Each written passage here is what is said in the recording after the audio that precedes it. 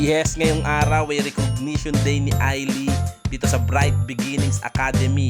At yung venue dito sa Antel. Mabilis din naman naming narating yung venue gamit ang e-bike, hindi ng tricycle. Palag-palag na rin yan kahit malayo, gamit ang aming sasakyan na pandayo. At eto na tayo. Kailangan munang isulat ang pangalan para sa attendance. Sayang din kasi yung libreng bigas para may remembrance. Pero joke lang yun syempre. Pumila muna kami. At habang nag-aantay, video-video muna sa tabi.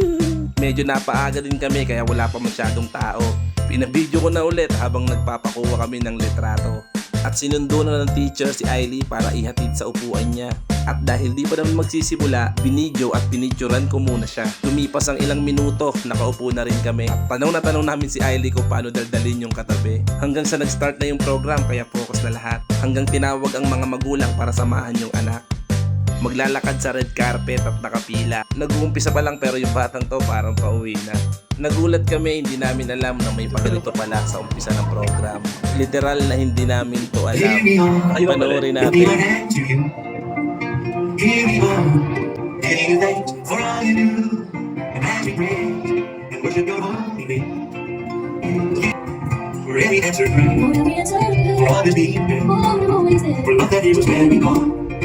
At ayun, natapos na nga at sa totoo lang kung nakita nyo lang kami yung mga mata namin maluha-luha.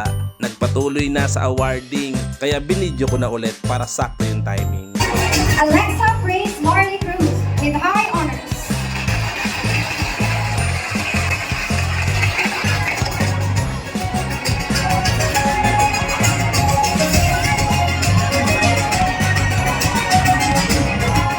Akia Luis de Leon with high Hindi na ako sumama umakyat sa stage para maibidyo ko yung buong pangyayari.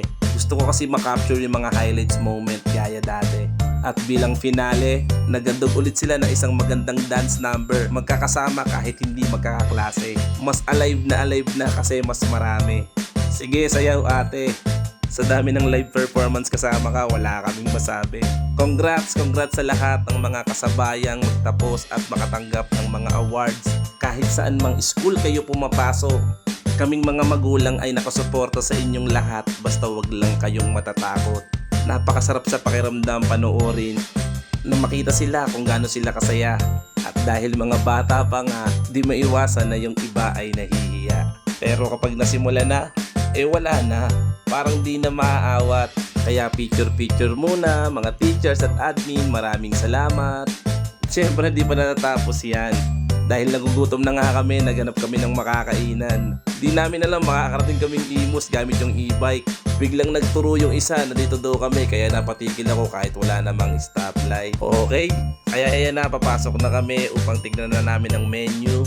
Kakain muna kami ng hapit, siyempre bago kami mag thank you. Eto na nga, umorder na kami. Aminado na kami ay naparami. Di kami sponsor nito pero promise ang sarap. Tumatagos sa buto at sa balat. Halata naman kasi enjoy na enjoy tong isa. Napa-okay pa. At dahil hanggang dito na lang yung na video ko, sa picture na tayo.